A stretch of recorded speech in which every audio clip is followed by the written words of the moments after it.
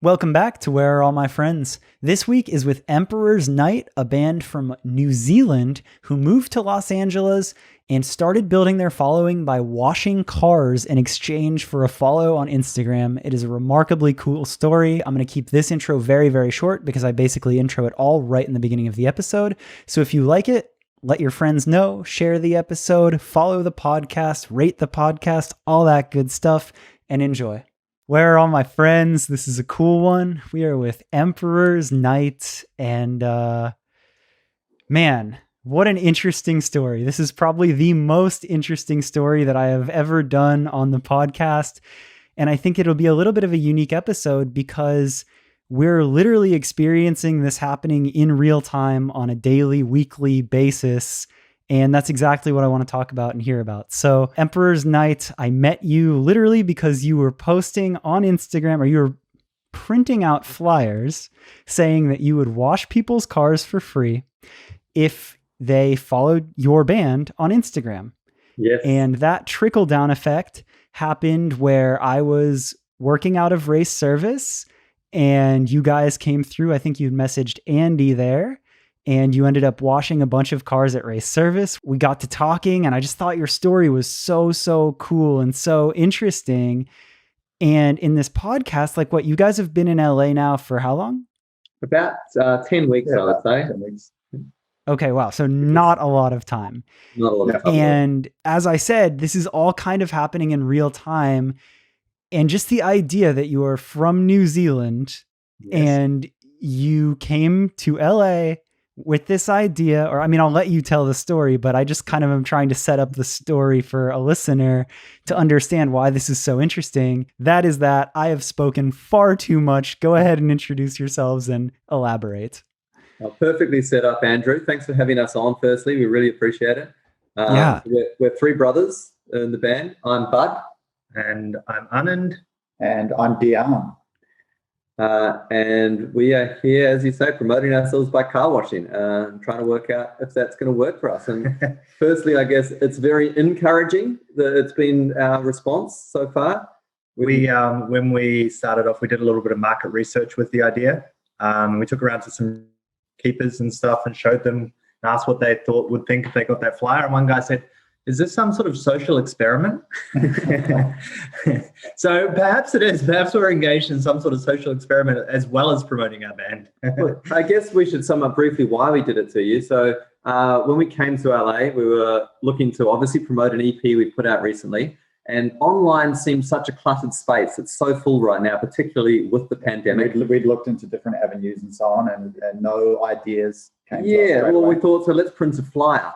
But you can't exactly say, listen to my band on a flyer. You need to be a little more interesting. Well, yeah, we thought that it would, if you got a flyer in your mailbox, that might be interesting, merely the fact that it was from a band.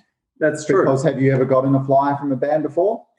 No. At your home, yeah. No, maybe 10 years ago on the street to come out to a club night or something like that. Yeah, more those sort of things. But so we went through a variety of ideas. We came up with a joke about guardian services, because usually flyers are guardian services. We didn't want to just say, hey, listen to our music on a flyer. We thought we could. Exactly. So then we had, would you like your lawn mowed? We can't help because we are a rock band. we laughed at that, but then we're like, well, what's someone actually going to do with it? Let's go a bit further. And one of the bases of starting a new business we always felt was offer something. Offer something for free. If you want some of people's time, give them something. So we thought, what can we do as a service? And we thought we could wash people's cars. Be a fun little thing. Someone mentioned, what about a car wash? And that all struck us immediately as well. That seems like a good idea. When we were all little kids, we used to go around the neighborhood and wash cars for pocket money. I did that too.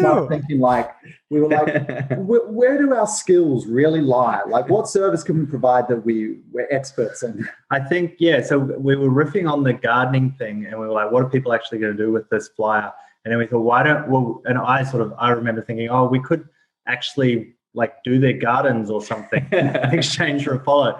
And then, but then we were like, obviously, practically, that's just going to be insane. And then we were like, what if we kill someone's rose bush? There's far too much at stake here. We can't take that bit of risk. So when I can't remember who said it, but when one of us said about the car wash, It was me. it was you. Yeah, thank you. Just wanted to make Wasn't it you? I'm pretty sure it was me. When one of us came up with the car wash idea, I was like, okay, yeah, we could do a car in a small amount of time.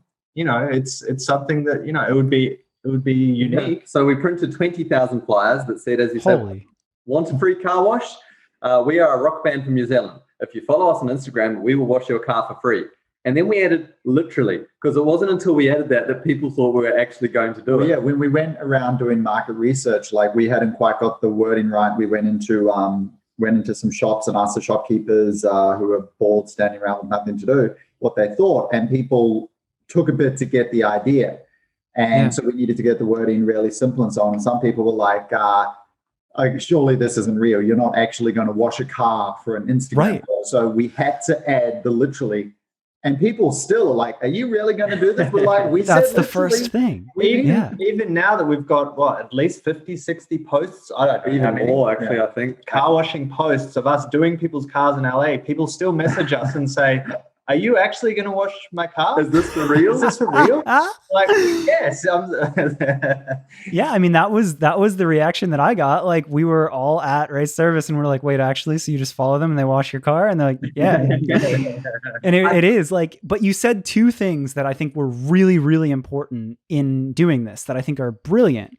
Is one, you did market research, which I don't think enough people do. And even that doesn't have to be some big, crazy, time intensive thing. Like, you just went and asked people. You just kind of started to like get that idea out there. And I think that that's a very simple thing that is oftentimes missed. And then the other thing was that value proposition of, if you expect something from somebody, what are you giving them? Yeah. And that is such another thing that I think is oftentimes overlooked or missed in business or wanting things from people. Like, there are so many people asking for our time, our attention, our money, our subscriptions, our thises, our that's. So it's like, instead of just being like, yo, listen to my band, it's like, what can I do for you that would give, like that would be a fair exchange for the time of day? Yeah. And it's like, it is a little bit of a silly thing to think about, because obviously, like, when your band is huge, people are trying to listen to your band and they want to, and they're paying to see you in concert.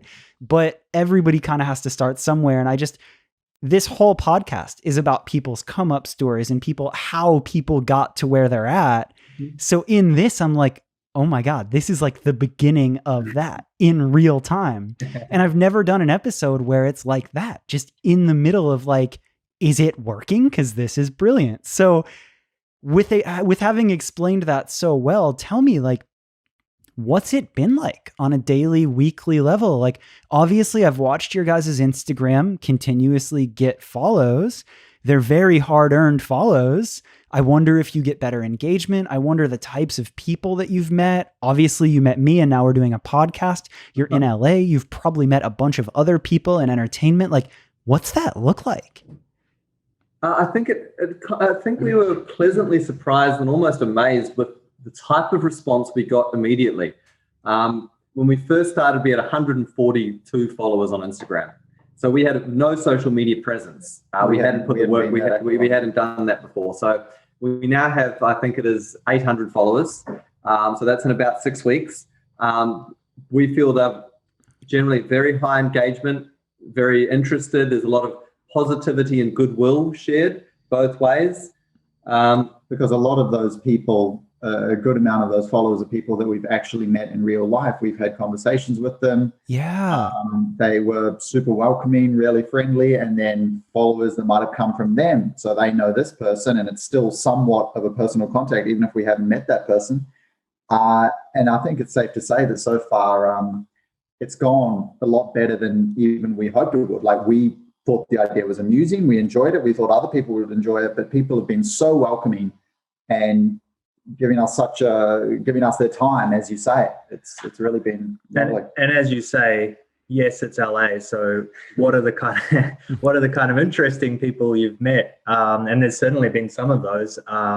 There was a guy, we dropped the flyer at his place, and he's very high up at the Grammys. And he messaged us. Yeah. He messaged us and he said, wow, this is amazing. I love this idea. And a week later, he was like, oh, I don't need you to wash my car, but come over and have a chat and let's talk some marketing and, ideas and how you can expand this further. So that was definitely an interesting and gave one. us a lot of positive feedback on our music specifically, which for someone who's kind of at the top of the music industry, the people that they're dealing with, to have that encouragement, that was about, 2.5 weeks into our idea. It was really encouraging. And we've had that very regularly. We've had a number of high-profile people reach out. We had a guy. Well, who was he? He was the head president previously, the president of which record Island label? Records. Island Records, I think was it. Wow. Yeah, we did that about a week and a half ago. Yeah, he was president back in the late 80s, early 90s sort of thing. So he wasn't involved anymore. But he got us over because he thought it was a really interesting idea. He asked us if we're looking for a record contract. And we were like, not sure. And he said, well, you probably shouldn't be. He said, by the time a record label will pick you up these days, you're probably already at the point where you can do it yourself. So that was his take on it. I think actually going on from that, he before you go on to that, he actually he posted our flyer and our idea on his Facebook, and someone commented on it who was the former president of Ireland in England. So we've had two former presidents of Ireland say that it's a really good idea. So that was quite encouraging. But one of the things on from that we've tried to do is not actually look at it from the point of view of let's see who we can get to and get our big break, but rather let's build our business from scratch here. And so every make fans one at a time. Exactly. So every person is just as important as the next. And we're trying to act on that, again, literally, not just as words, but with every person you meet is just as valuable. They're a person you're meeting, they could be a fan, and it's how to build a business in the right way with a network that's full of goodwill. So we have met quite a number of high-profile people across entertainment. We've also met just, more everyday people across LA, and that we feel just as important to our project and its success and the sort of roll on it's starting to get as anyone else. I think to have goodwill from each individual person is like that's really valuable. Something that's really valuable. What were you going to say? I couldn't agree more. Like, I think about back in the day when I was touring with bands, right? And I wasn't even a member of the bands, right? I was tour managing or selling merch or just on the behind the scenes, but I believed so much in the artists that I would tour with, and every level of like working with artists. I think that the direct engagements and the real conversations on a one-on-one level that you can have with any fan at a concert is what turns you into a real band and a real business and gives you a sustainable career. So anytime on the road, even myself not being a band member, I'd go out at the end of the night and I'd sell CDs and I'd talk to every person at the concert and everyone, just because I think that exact thing is so, so important. And again, what I love so much about what you're doing is it's given you a way to do that without a venue. We don't have venues right now. We don't have concerts right now. And even if we did, that's a whole other struggle that you're going to have to be like, I promise we're good. Take us on tour. Let us support you. So it's like you're shortcutting all these steps and building such real connections and goodwill with people. And it's like, are you not accomplishing that same end game product really when you think about it? And that's what I think is so brilliant. Yeah, I guess the COVID factor we haven't even really discussed, that this idea was born out of COVID, the fact that felt like no other way to promote yourself. Normally we would be looking to play live, the traditional way to gain an audience of people first listening to your music. But in a lot of ways we feel this is, like you're saying, it's covering a lot of ground. Necessity is the mother of invention. And this idea, we're meeting real people. The attitude you speak to people with stays with them. So if you go along with a genuine attitude of openness and friendship and give them some of your time, they give you that in return. And listen to your music, which is obviously part of one of the end goals. And I think you were asking about sort of like how it's gone and the reactions and that sort of thing. I think something we were all surprised by was how much generosity we received in return. Wow. We were really just like, okay, we'll get a follow and we'll wash your car. That's it. But people are like going above and beyond, wanting to do more. I think like one fun story attached to that is there was a photographer who got our flyer. I don't know how Matt got it. He got it online through a friend of a friend. That's right, friend of a friend. Shared. A guy. That's right. It was a guy whose car we washed. He shared it.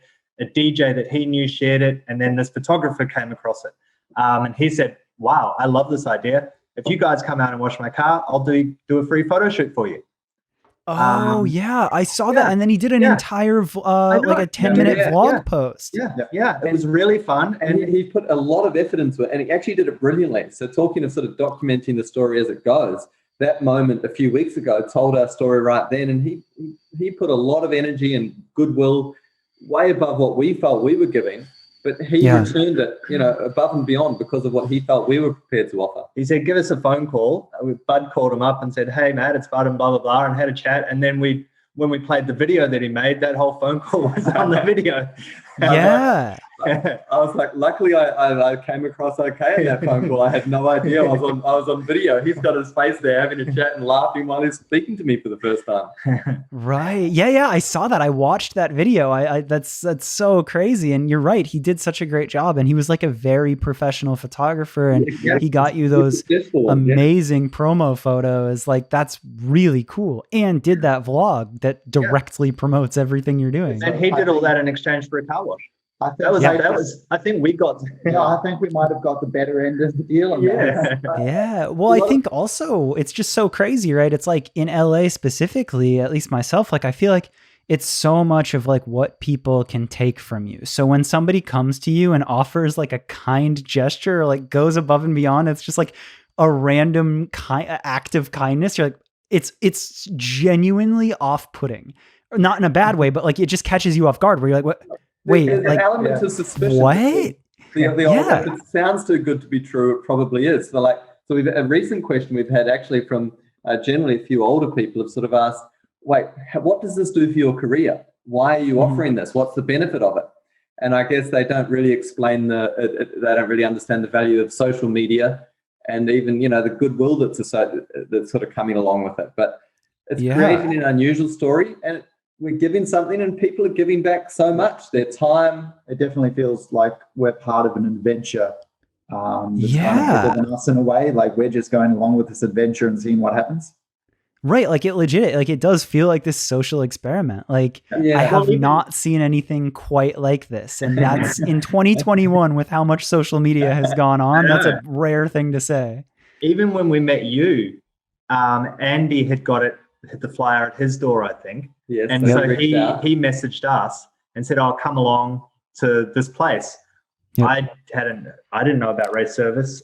We turned up and we're like, "Oh, okay, what's happening here? What is this?" He didn't know what was going on. He just said, "Come out." And then Dion saw. What did you see? You've got the Toyota 86 with the Ferrari engine in it, which I recognized. That's right. Like, oh, this is the real deal. That's a very internet famous car. And then we ended up washing 5 cars in a row at your place. That's right. Yeah. Everyone there. Totally unexpected.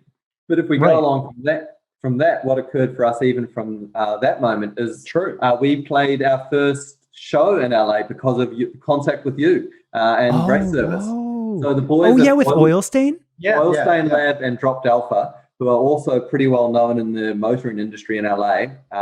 They saw what happened at Race Service and said, we're having a car meet. Can you guys come down? And they said, play music, wash cars, hang out, whatever. Do what you want, don't do it. And we're like, would you like us to bring instruments? They're like, yes, if you want, whatever. And they're like, we're like, well. So we turned up at like 7 a.m. And we set up our instruments next to the coffee shop. In a car park outside. In a car park. And so we started playing after a little while. We played for maybe like an hour and 15 minutes. And then we took a mid-set break as a band normally does. But as a band normally doesn't do, we went and washed 5 cars.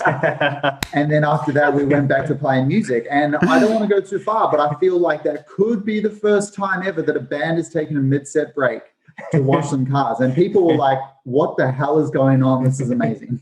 Chaos in the best way. I love that. Again, I think that event sort of encapsulated what it's done for us, and that when taking the break and washing the cars, it kind of broke down walls, and we kind of spoke to and got the attention of everyone at that event.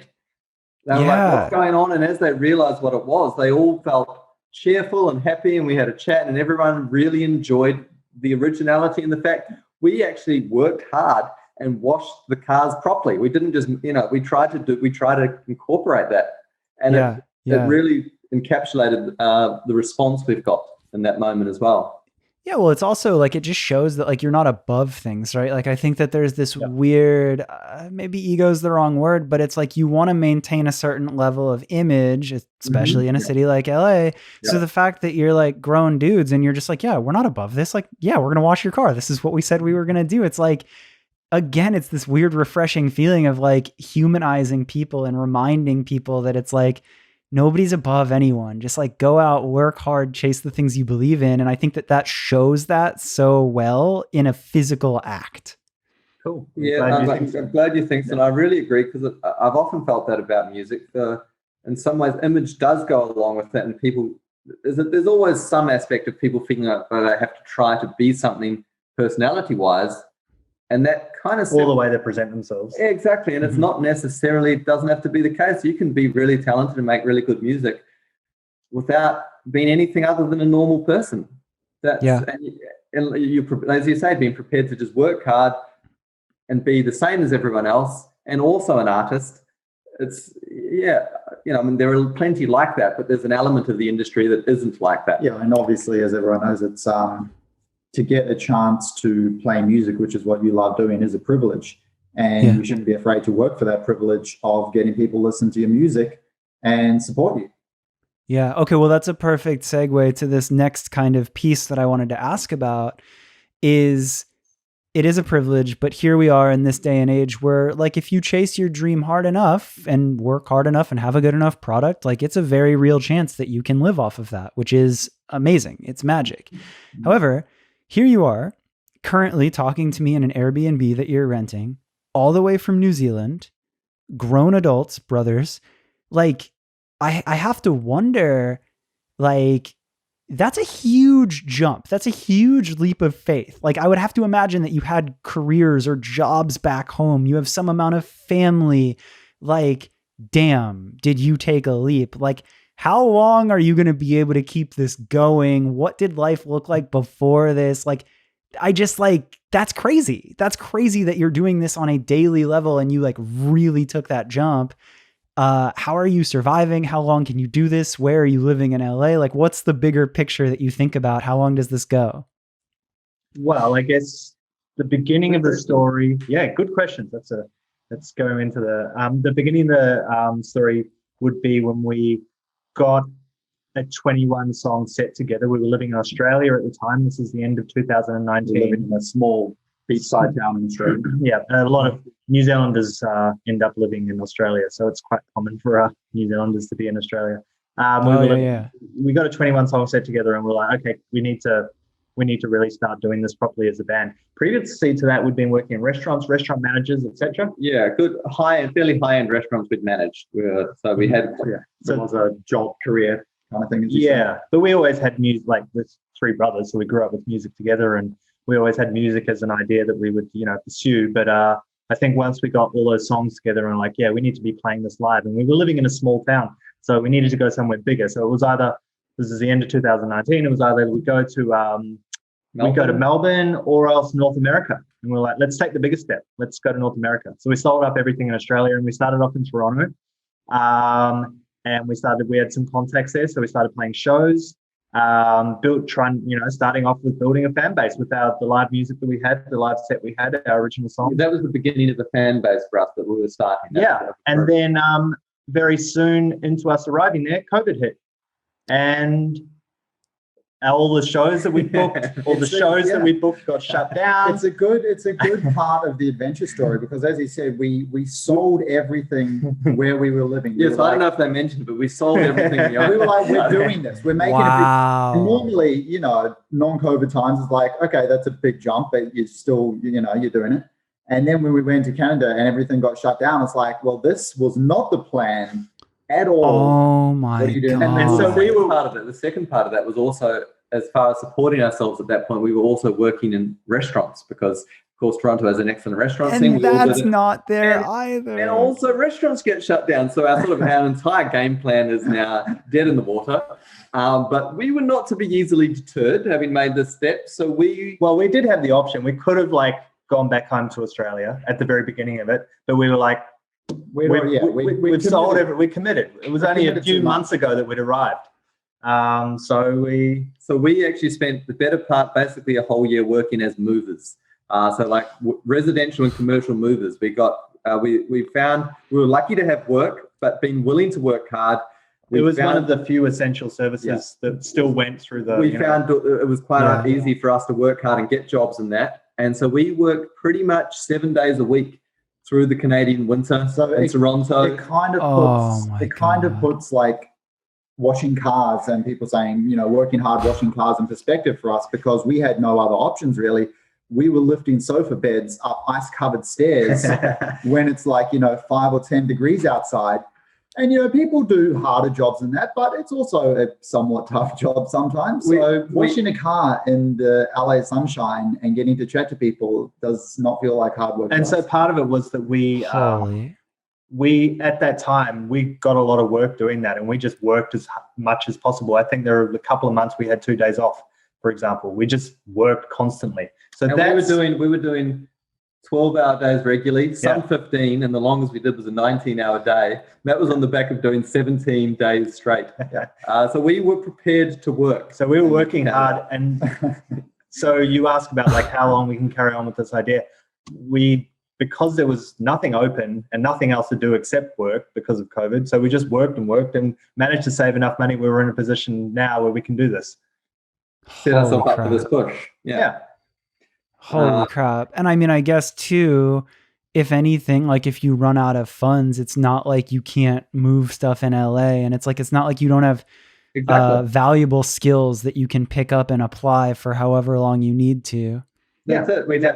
Being willing to work generally opens doors and various things for you. So we've got expertise in restaurants, so high-end restaurants. We did move into a very high level. Like we're moving again in the company we work with wealthy plate. You buy a bed from IKEA and need to set it up. I can do it a lot quicker than you can. Holy crap! That brings us up to date. Then when we came to LA, when we saw the opportunity, and then we sat around and thought, how are we going to promote ourselves in LA, the entertainment capital? There are so many people in entertainment here. Let's find a way to access them. So here we are. Wow. So you're not stopping, like you've kind of passed that like point of no return. Like you're not stopping, because I still see dirty cars in LA every day. the Rubicon is a long way back.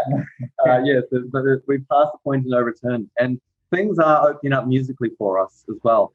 As far as like we mentioned, there was that one show we played, a second front neighborhood show, like a mini block party recently.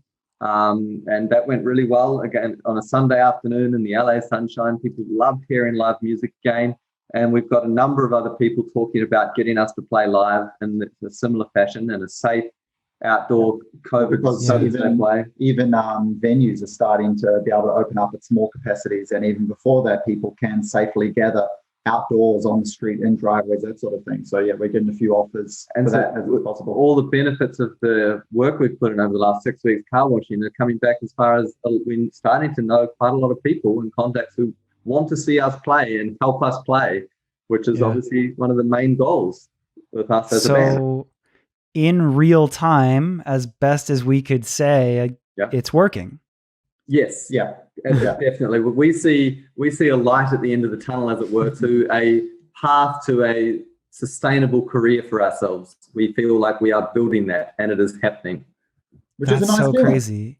So my last question to that is, like, simply stated, are you happy? Like, do you feel so much better now that you're chasing what you consider to be the dream? Like, you had a life in restaurants, you did this crazy change, and now you're doing it. Like, you committed to the thing you love. Like, do you feel a level now of happiness? Yeah, I think it's and a level of satisfaction. It is. I think satisfaction would be the word we use. It's been very satisfying to see this grow the way it has, and to be putting like full-time work, like every single day. Easter Sunday yesterday, we were washing cars, meeting people, networking, etc. Don't say that. You're not supposed to work on the Sabbath. It's satisfying to be, working every day nonstop on the career and having on the music career and having an opportunity to be able to do that. Yeah. Very, very satisfying. Yes. That's so cool. That's really cool. Like, again, I didn't really know what this episode would be like, right? And I didn't know, like, this is so much an in real time thing. And, like, you're about to crack 1,000 followers, right? Like, it's still the very beginning of your journey.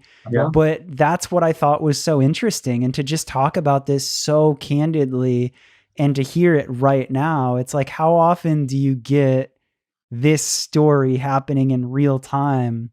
I guess what I really want out of this episode is I hope that it inspires anyone else listening to this to be like, damn, like, I'm not above doing what I need to do to chase that dream. And here's some people out there and they're not balling outrageous yet. And they don't have hundreds of thousands of followers on Instagram, but here they are about to crack 1,000, incredibly satisfied and so much happier than where they were, once moving ice covered furniture, furniture and ice covered stairs. Thank you so much for taking the time to speak to us. We really enjoy speaking to you, and your warmth and sort of the humanity you do this thing with. We really appreciate. So it's a real pleasure for us. Yeah. I mean, like, again, I try to be all over the place with this podcast, and I'm never chasing or I'm never trying to just talk to specifically artists or specifically managers or this or that. Like, I just love to talk to people that are chasing their dreams and doing inspiring things. And y'all definitely check that box. So this is really cool for me as well. Yeah. And I like how you've really summed up the vibe of what we're doing as well. So that's appreciated as well. Of course. So then, of course, the most important part to conclude is, anyone here listening, where can they find you? If they're in LA, how do they get the car wash? If they're not, how do they hear the music? Like, let's blow this up. It's incredibly simple. Emperor's Night on Instagram. You give us a DM. We put a funny little thing where if you just send us a little car emoji, that's all you need to do. We'll contact you. We'll organize a car wash. We'll come out and we'll come and wash your car. Actually, you can help us here because you can tell everyone listening how good the car wash was. If it was satisfactory. Were there was there anything wrong? Please tell us so we can improve. Top-notch car wash. I mean, I'll say just yesterday is the first time I washed my car since then. So it held up, what's that, like 2-3 weeks? 3 weeks, yeah. And we know you get around LA. And also, as you mentioned, if you go to Instagram, you can find all our links. We're on Spotify, all the usual avenues like that if you want to hear the music. That's great. That's so awesome. So there it is. Thank you guys so much. And I'm so excited to watch the journey continue to unfold. I genuinely believe that if you've made it through all of this in the middle of COVID and moving furniture in the middle of winter in Canada, like y'all have got this. So I'm just excited to watch it play out even more. Thanks, Andrew. Thanks very much, Andrew. Appreciate it. Andrew. Of course.